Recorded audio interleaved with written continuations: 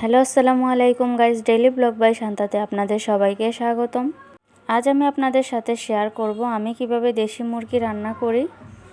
তো আজ আমি দেশি মুরগ রান্না করব দেশি আলু দিয়ে। তো প্রথমেই কড়াইতে আমি পেঁয়াজ কুচি ও রসুন কুচি দিয়ে দিলাম পরিমাণ মতো। তো এখন আমি কড়াইতে তেল দিয়ে দিব পরিমাণ মতো।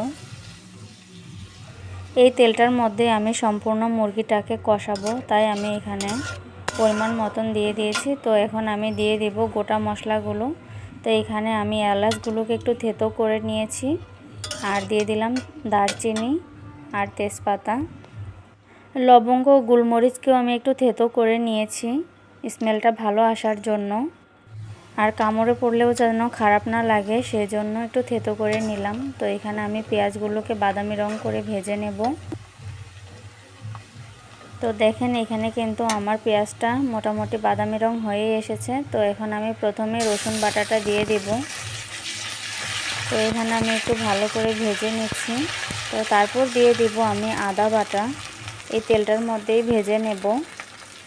আদা রসুন তেলের মধ্যে ভেজে নিলে কাঁচা গন্ধটা কিন্তু করে না, খুব সুন্দর একটা স্মেল আসে, খুব ভালো লাগে। তো আমি ভালো করে আদা রসুনটাকে ভেজে নিচ্ছি তেলটার মধ্যে। আদা রসুন ভাজার সময় অনেক সুন্দর একটা স্মেল আসছিল, খুব ভালো লাগছিল ঘ্রাণটা।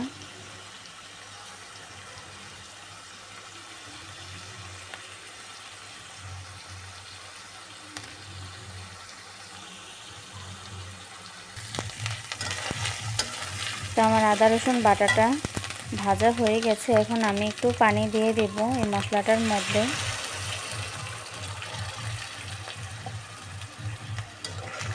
পানিটা দিয়ে আমি কিছু সময় নেড়ে এখন আমি গুঁড়ো মশলাগুলো অ্যাড করে দিব। তো প্রথমেই আমি দিয়ে দিচ্ছি হলুদের গুঁড়ো।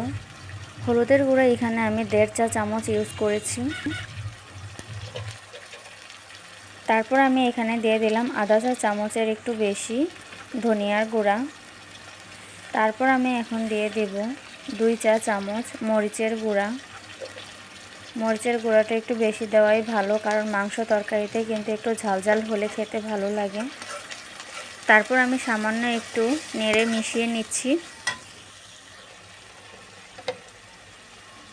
তারপর আমি এখন এখানে দিয়ে দেব 1 চা চামচেরও কিছু কম জিরার গুঁড়া। আপনারা যারা জিরার গুঁড়াটা বেশি পছন্দ করেন তারা চাইলে আরেকটু দিতে পারেন। তো আমি জিরার গুঁড়াটা আসলে বেশি পছন্দ করি না, তাই অল্প দিলাম। তারপর আমি এখানে দিয়ে দিচ্ছি লবণ 1 চা চামচ। সব মশলা আমার দেওয়া শেষ। এখন আমি ভালো করে মশলাটাকে কষিয়ে নেব। মশলাটা কষানোর পর তেলটা যখন উপরে উঠে আসবে তখনই আমি মাংসগুলো দিয়ে দেব এই কষানো মশলাটার উপরে। মাংসটাকে আমি এখানে ভালো করে ধুয়ে নিয়েছি, তারপরেই কষানো মশলাটার উপরে দিয়ে দিলাম। তো মশলাটার সাথে এখন আমি মাংসগুলোকে ভালো করে মিশিয়ে নেব। তো আমি কিছু পেঁয়াজ রেখে দিয়েছিলাম মাংসের সাথে দেওয়ার জন্য, তো সেগুলোই আমি অ্যাড করে দিচ্ছি। তো এখন আমি মিশিয়ে নেব ভালো করে এই পেঁয়াজগুলোকে মাংসের সাথে। তারপর আমি কিছু সময়ের জন্য ঢেকে মাংসটাকে কষিয়ে নেব। কিছুক্ষণ পর গিয়ে আমি ঢাকনা খুলে দেখলাম যে মাংসটা অনেকটাই কষানো হয়ে গেছে। তো আরও কিছু সময় আমি ভালো করে কষিয়ে নেব। এই মুরগির মাংসটা যত ভালো করে কষানো হবে তরকারির স্বাদও কিন্তু দ্বিগুণ বেড়ে যাবে।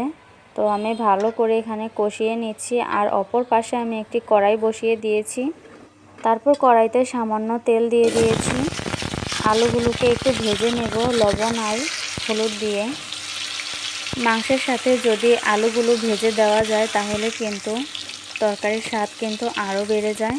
আলুগুলো থেকে একটা ভালো স্মেল আসে, খেতেও অনেক মজা লাগে। তো এখানে আমি আলুগুলোকে ভালো করে ভেজে নিচ্ছি।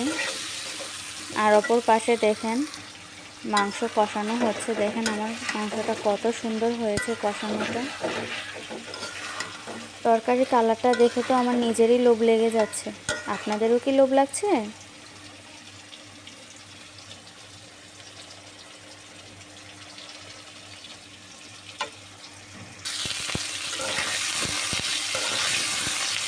আমার আলুগুলো ভাজা হয়ে এসেছে, এখন আমি নামিয়ে নেব। তো দেখেন আমার আলুগুলো ভাজাটা কতটা সুন্দর হয়েছে। এখন আমি মাংসগুলোর উপর দিয়ে আবার আলুগুলোকে কষিয়ে নেব এই তেলটার মধ্যেই। তো আলুগুলোকে আমি দিয়ে এখন ঢাকনা দিয়ে ঢেকে দেব কিছু সময়ের জন্য।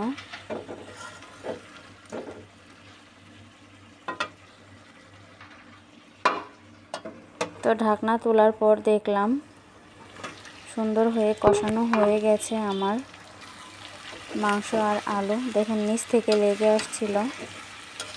তো এখনই আমি এটার মধ্যে পানি দিয়ে দিব।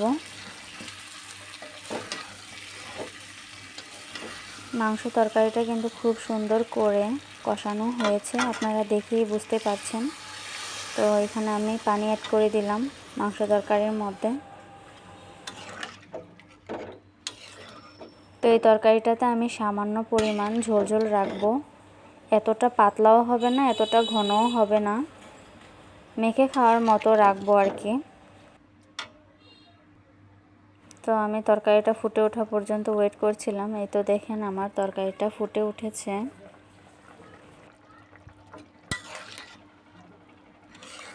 এই তো দেখেন ঝোলটা কতটাই ঘন হয়েছে, আর একটু সামান্য আমি শুকাবো, তারপর আমি নামিয়ে নেব তরকারিটাকে।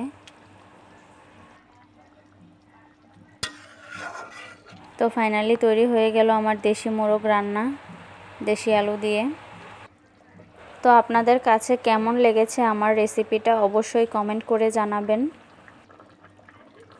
যদি আপনাদের কাছে আমার এই রেসিপিটা ভালো লেগে থাকে তাহলে অবশ্যই কমেন্ট করবেন আর সাবস্ক্রাইব করে আমার পাশে থাকবেন। সবাইকে অসংখ্য ধন্যবাদ আমার ভিডিওটি দেখার জন্য। আসসালামু আলাইকুম।